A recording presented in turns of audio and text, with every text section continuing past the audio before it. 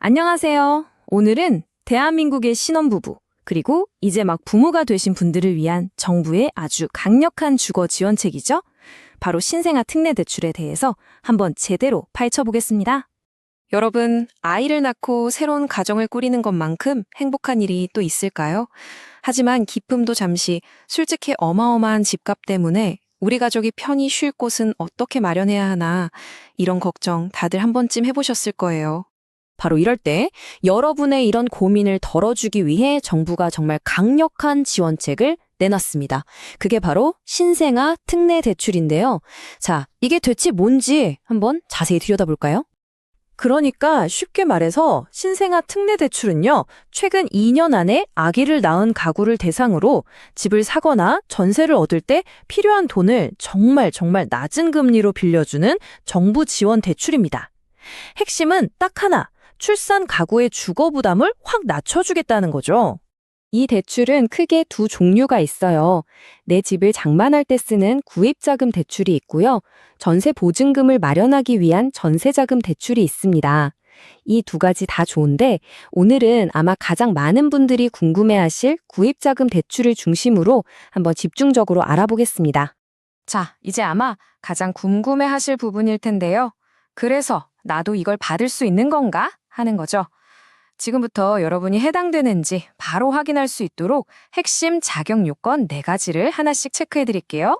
자격 조건 복잡하게 생각할 거 없고요. 딱 4가지만 기억하시면 됩니다.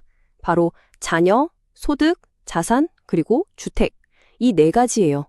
이 4가지 관문을 통과해야 하는데 하나씩 짚어드릴게요. 첫 번째, 당연한 얘기겠지만 바로 자녀 조건입니다. 대출 신청하는 날 기준으로 2년 안에 낳은 아이가 있어야 해요. 그러니까 2023년 1월 1일 이후에 태어난 아기가 있으면 되는 거죠.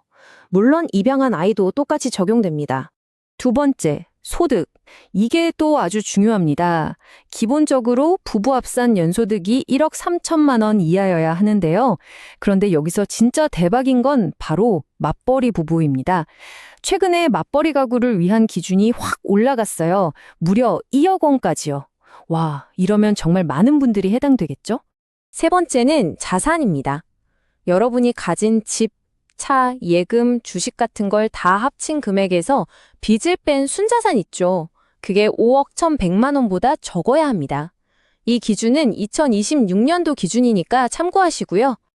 자, 마지막 4번째, 주택 관련 조건입니다. 일단 집이 없는 분이 첫 집을 살 때 당연히 되고요. 아니면 나는 집이 한 채 있는데 기존 대출을 이걸로 바꾸고 싶다 하시는 분들도 가능해요.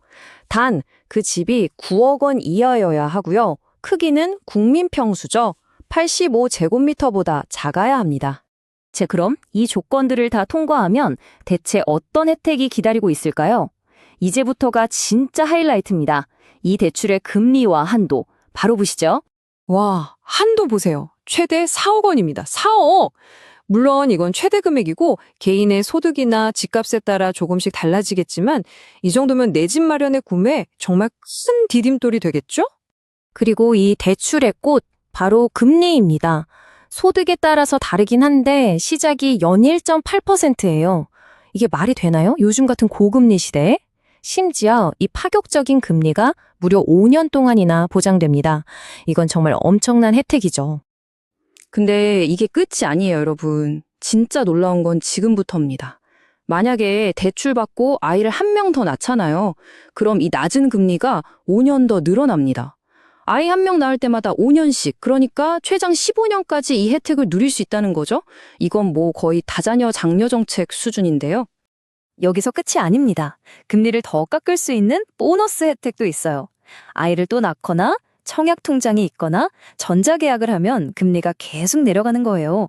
이 모든 걸 다 합치면 최저금리가 무려 연 1.2%까지 가능합니다. 와, 1.2%라니 이건 진짜 역대급 아닌가요? 자, 이렇게 좋은 혜택을 받았다면 당연히 지켜야 할 약속도 있겠죠? 꼭 알아둬야 할 중요한 규칙들 지금부터 짚어드릴게요. 자, 이건 정말 별표 5개짜리입니다. 가장 중요한 규칙, 바로 실거주 의무인데요. 대출받고 한 달 안에는 무조건 그 집으로 이사해서 최소 1년은 쭉 사셔야 해요. 이걸 어기면 큰일 납니다. 대출금을 다시 뱉어내야 할 수도 있어요. 그러니까 꼭 기억해 두세요. 자, 그럼 이런 생각하시는 분들 계실 거예요. 나 이미 주택담보대출 있는데 이 좋은 대출로 갈아탈 순 없나? 결론부터 말씀드리면 네, 가능합니다. 하지만 아주 중요한 조건이 붙어요. 집이 한 채 있고 소득이 1억 3천만 원 이하인 분들은 기존 대출을 이걸로 갈아탈 수 있습니다. 이걸 대환이라고 하죠. 자, 그런데 함정이 하나 있습니다.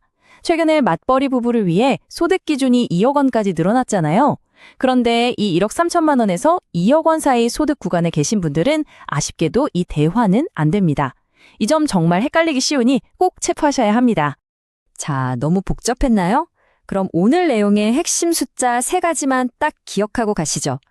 최대한도 4억 원, 맞벌이 기준 최대 소득 2억 원, 그리고 모든 우대를 다 받았을 때 최저금리 1.2%. 어때요? 간단하죠? 자, 오늘 함께 알아본 신생아 특례 대출 어떠셨나요? 이게 과연 여러분 가정의 새로운 보금자리를 여는 열쇠가 될 수 있을까요?